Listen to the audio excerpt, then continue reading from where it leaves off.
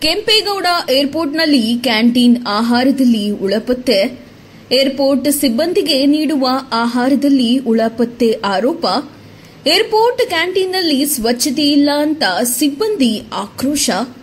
Kempegowda ಏರ್ಪೋರ್ಟ್ನ alpha ಬಿಲ್ಡಿಂಗ್ನಲ್ಲಿರುವ canteen ಉಳದ ಜೊತೆಗೆ ಕ್ಯಾಂಟೀನ್ನಲ್ಲಿ ಆಹಾರ ಸಾಮಗ್ರಿಗಳ ಮೇಲೆ ಓಡಾಡುತ್ತಿರುವ ಇಲಿ ಓಡಾಟದ ವಿಡಿಯೋ ಮಾಡಿ ಕ್ಯಾಂಟೀನ್ ವಿರುದ್ಧ ಆಕ್ರೋಶ.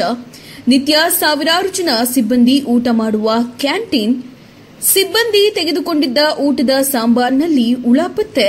ಉಳದ ಫೋಟೋ ಮತ್ತು ಇಲಿ ಓಡಾಟದ ವಿಡಿಯೋ ಹಾಕಿ ಆಕ್ರೋಶ. ದೇವನಹಳ್ಳಿ ಬಳಿಯ ಕೆಂಪೇಗೌಡ ಅಂತಾರಾಷ್ಟ್ರೀಯ ವಿಮಾನ ನಿಲ್ದಾಣ.